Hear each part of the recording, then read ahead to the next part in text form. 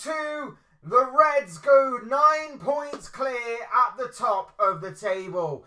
Hey guys, welcome back to the channel. Welcome to another video. Today's video is going to be an instant match reaction to Liverpool's huge 2-0 victory over Bournemouth today at the Vitality Stadium. Mohamed Salah was the hero of the day, scoring both of Liverpool's goals. But my God, that does not tell you the entirety of the story of the 90-odd minutes we just watched play out before our very eyes. We're going to dive into it. We're going to get straight into the performance, the result, the Premier League title race, and everything else in between. But before we go any further discussing all of that and much more, I would like to remind you all to please like the video and also subscribe if you are new. Both things always and forever be greatly appreciated.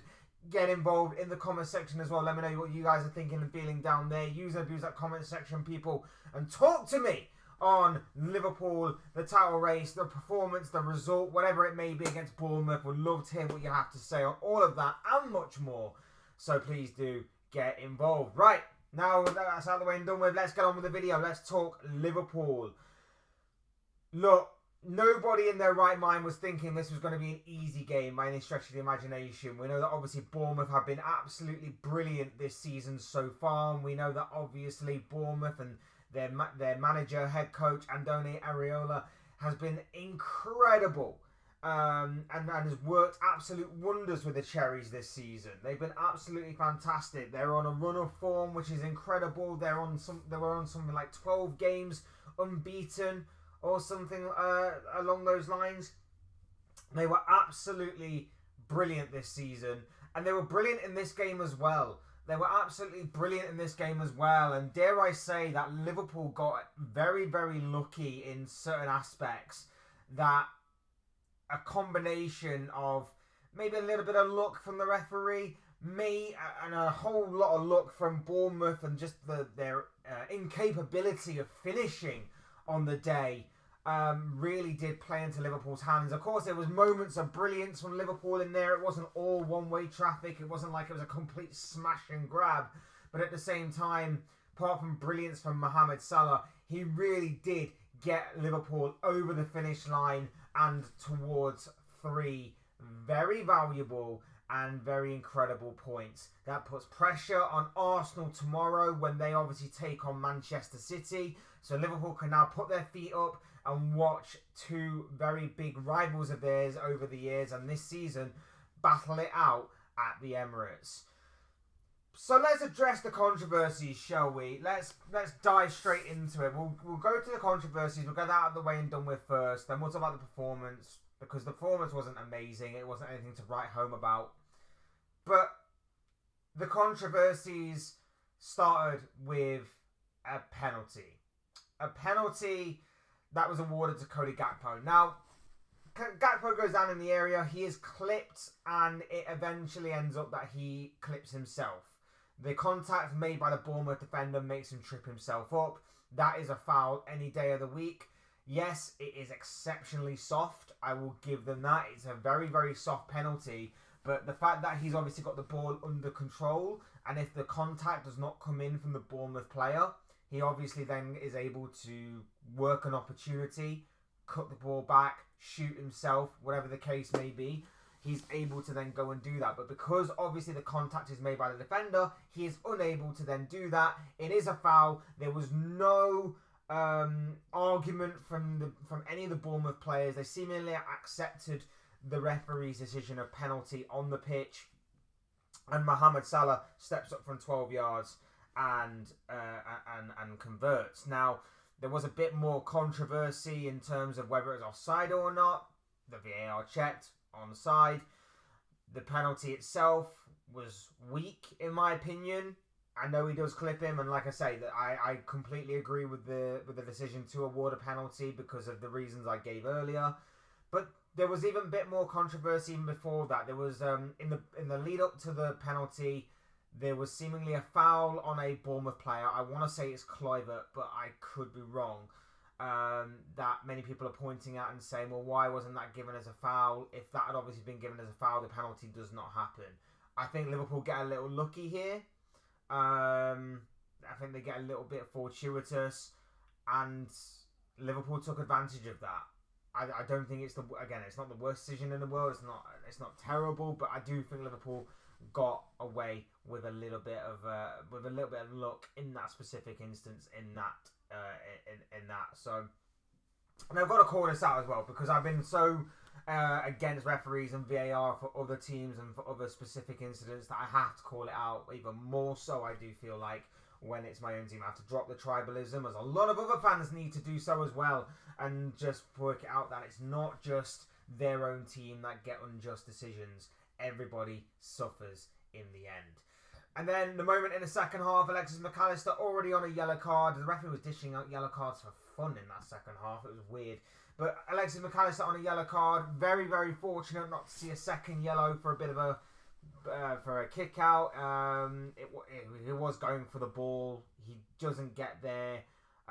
Defender gets there before he does, and eventually his follow through kicks out at the Bournemouth player. Not malicious, just a bit of a missed time there. Again, we get very, very fortunate. We get very, very fortunate in terms of that is I've seen them given as yellow cards. I've seen them given. I think in those instances you kind of want the referee to sort of just go, you know what? Next time you are off, but this time I can understand. It would be horrible if it was given against anybody else, and it was horrible, obviously, if it's given against you. So I do feel like Liverpool did get lucky because I have seen those ones given for yellow cards, which ultimately lead to second yellows, or they're already on a yellow card, which leads to ultimately their second yellow. I think Liverpool did get away with it. And you know Liverpool got away with it because of the way that Arne Slot substitutes him moments after that specific incident. So I do feel Bournemouth can feel a little bit aggrieved and a little bit hard done by a couple of the calls there. Again, I think the penalty is stonewall, but you could argue that maybe there was a foul in the build-up that Bournemouth could have got a free kick from. And then there, you maybe could argue that Alexis Mac Allister should have been sent off. And if he had have been, obviously he wouldn't have got replaced by Curtis Jones moments later, who obviously went on to assist the second Liverpool goal. So Liverpool get life there. They catch life there. They get a bit fortunate. And I'm sure that's not going to annoy rival fans, by the way. I'm sure everybody's going to act rational and normal. They're going to call it out. They're not going to call Liverpool cheats. They're not going to say, well, that yellow card would have been given if this was my team, or that penalty wouldn't have been given if it was going for my team, or anything along those lines. So I'm sure rival fans will act in the most rational and normal way possible. I can't imagine that they're going to go too overboard with any of that stuff. So we can at least be happy about that. I'm obviously joking, of course, before anyone says anything like weird or anything. Like, of course, I've already seen the outrage online. It's crazy. It's crazy, but it's the kind of world we live in. But no, I do feel like, again, the referee and the VAR, I know that obviously VAR can't get involved in the second yellows, and I think that's stupid in itself, and I think we should change that rule because it does affect play, and can affect play later on. But yeah, Liverpool get away with it a little bit, and like I say, the performance wasn't exactly amazing. It was nothing exactly to write home about from a Liverpool perspective. We had very little to no control over the course of the 90 minutes. It was very rare. I think only towards the end of the game, when the game was dead and buried, when Bournemouth basically gave it their all and got nothing in return, and then we just pop up with a goal at the second with Mohamed Salah to make it 2-0. I think Bournemouth we kind of seized control at that moment, and we kind of just let the freshness of our players kind of see the game out.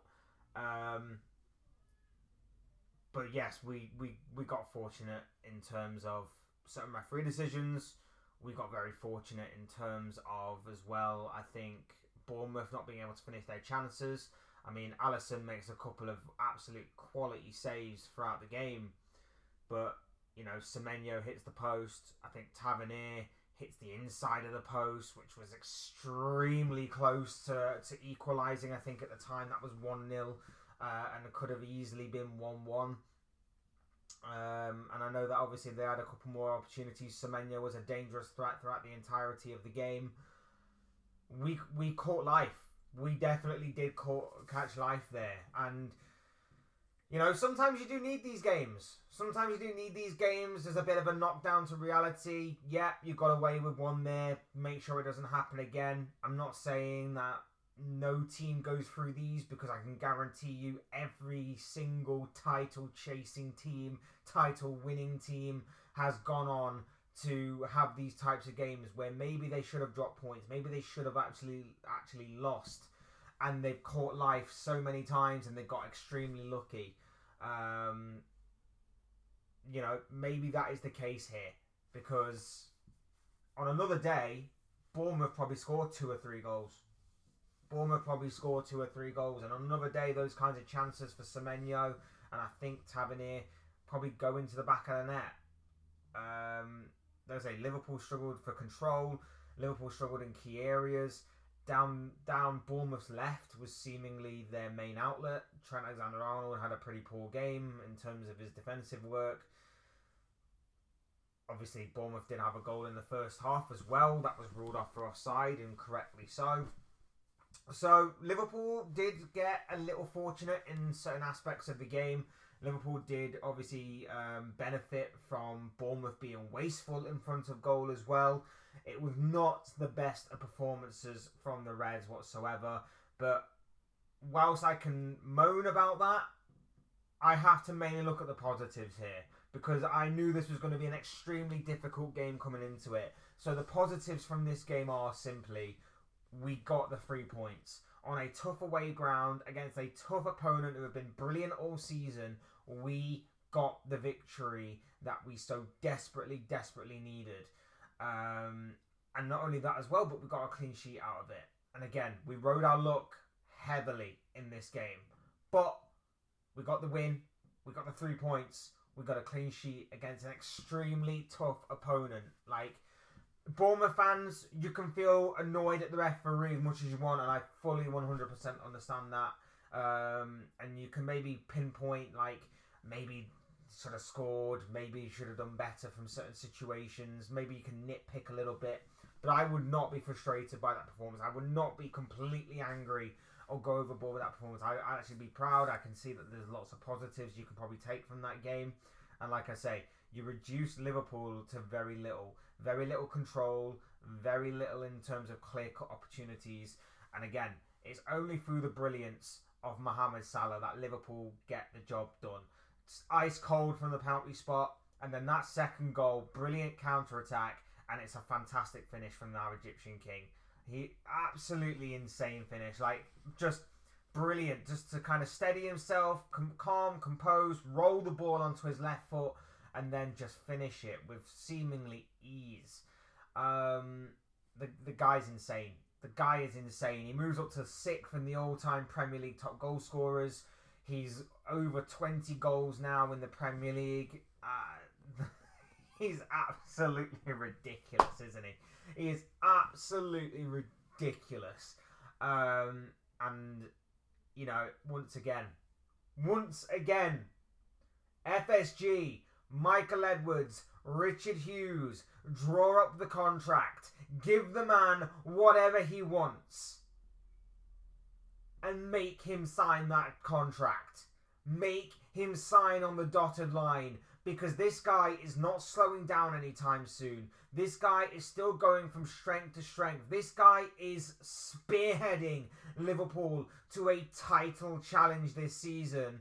And once again, he is the matchday hero. He is the man of the moment. He is inevitable, phenomenal, sensational. He is Mohamed Salah. He is him. So what the hell are you guys playing at with this contract situation? Because he's proven it on the pitch, week in, week out, game in, game out.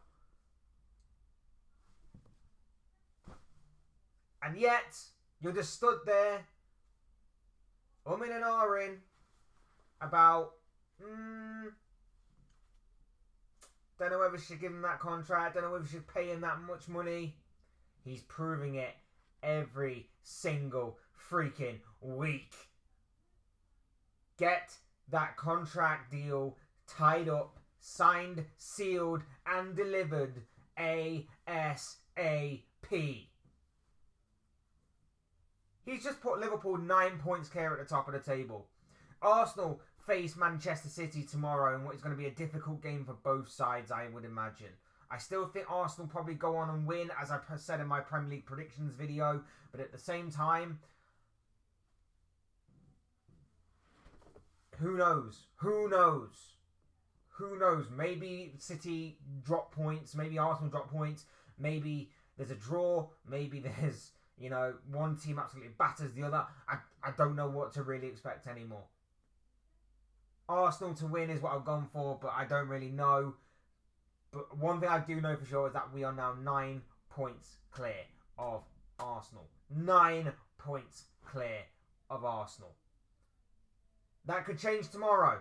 And we've got a massive week ahead of us. We've got Carabao Cup semi-final, second leg against Tottenham. We're 1-0 down in that. We obviously need to recover and then destroy Tottenham whilst they are down and whilst they are vulnerable. We've then got Plymouth in the FA Cup next weekend. That's going to be a nice game for us, a favourable game, but not one we should take our eyes off the ball with. We can rotate, we can drop a few players, we can obviously change some things around, but ultimately it's a very good opportunity to get into the next round of the FA Cup. And then week on Wednesday, Merseyside derby. Merseyside freaking derby. Massive game in itself, but even more massive to think that we could either restore a 9-point gap that we currently have if Arsenal win tomorrow. But if Arsenal drop points again, this is going to be another golden opportunity to put even more distance between ourselves and the Gunners. So that's massive. And not just that, but to put a little bit of extra pressure on you, Liverpool.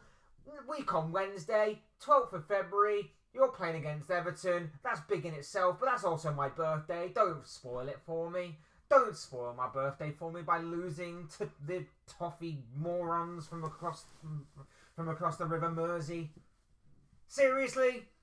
You wouldn't do that to me, would you? Please? Please? Please? Anyway, Liverpool win by 2-0. A whole slice of luck involved, but at the same time, sometimes you make your own luck, and sometimes you just have to roll with it. And Liverpool definitely roll with it, definitely created their own luck at times, had moments of brilliance from Mohamed Salah in there as well. Liverpool keep going strong. 9 points clear at the top of the table, thanks to a 2-0 win, thanks to Mohamed Salah's brilliance, thanks to Alisson Becker in goals brilliance, and a lot of luck from a little bit from the referee, and a lot of luck from obviously Bournemouth missing their golden opportunities. But Liverpool are top of the table, 9 points clear. That's all I've got to say on this. These are just the thoughts, comments, opinions, predictions, feelings, whatever you want to call it, of this guy. I want to know what you guys think. What do you make of Liverpool and the performance that has been and gone against Bournemouth, the victory against Bournemouth earlier on today? Do you agree with me? Do you not agree? I'd love to know your thoughts, comments, opinions, predictions, feelings, whatever you want to call it, in the comment section down below. So please do get involved down there. Otherwise, hit the like button on the way if you enjoyed the video. Subscribe if you are new or want to see more content like this. Both things always and forever be greatly appreciated. And as always, thank you all so much for watching and listening. I've been Fletch. This has been another Fletch Talks video / instant match reaction to Liverpool's 2-0 victory over Bournemouth earlier on today. Thanks everyone for watching. Take care. I'll see you all in another video or live stream or whatever it may be. Cheers guys. Thanks everyone for watching. Take care. Enjoy the rest of your night. Speak to you again very, very soon.